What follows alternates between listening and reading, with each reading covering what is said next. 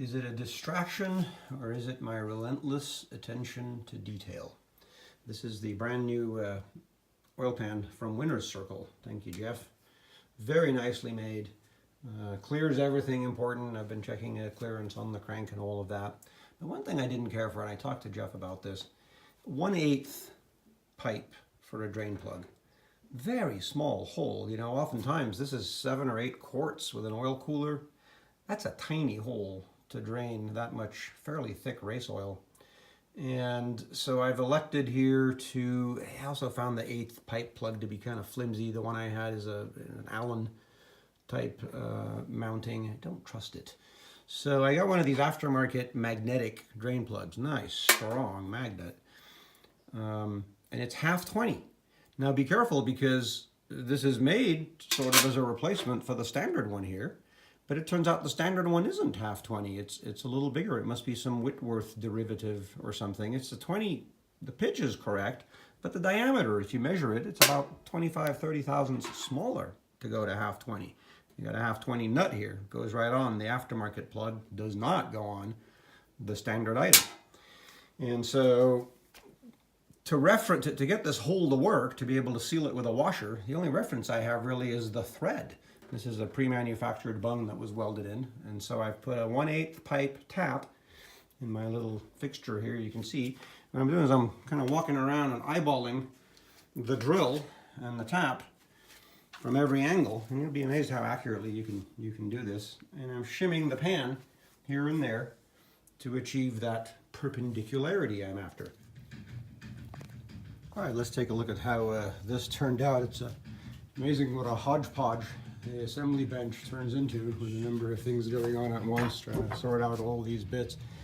But here's the finished result of tapping the drain plug bung for 1/2-20. And we have a big old 1/2-inch bolt here that we confirmed. After we set up our jig on the drill press, we started the tap on the drill press in the same fixture that I had rigged up. So now this goes in nice and straight. I took and get this out of the way. Just hit it with a small stone and flattened out the area here. So we're going to use a sealing washer instead of the previous thread type seal. Just a simple handheld tap. Once I started it in the drill press at the same angle, 3 or 4 threads deep or so. I went all the way through, unlike the other one had kind of a lip, which made the hole even smaller. Let's take a quick look here. It comes all the way through and actually removes a bit of the lip that would prevent the oil from draining out the bottom, say 3/16 of an inch with the tiny hole. But with a 1/2-20 thread all the way through and the edges cleaned up, we should have made a nice improvement here. Of course, you know, handling the pan, I ended up taking a small ball peen hammer and kind of chasing some of the welds. We found, you know, some crumbs of the plating inside as we went through the process of making these. If you take a look carefully, you can see sometimes you'll find a little bit of wire from the welding process right there. Not to be unexpected, you know, that wouldn't hurt anything, but just our attention to detail will make sure all these things, that nothing at all can surprise us. Of course, once this has the baffle installed, we won't be able to look inside the pan anymore. Let's quickly show some of the trickery of this. Looks like the latest version, I would say, of this design. The previous one we had, I think, only had 1 baffle through here. This has 3 different plates welded in. You can see there's a little trapdoor baffle hanging on a hinge in 3 different locations. And whereas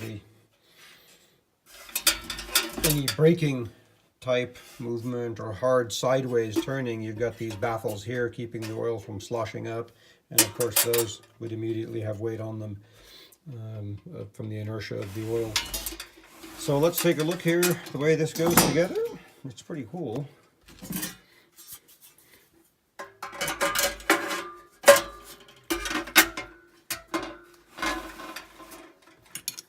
And then this is an additional baffle held in place with some nylock nuts.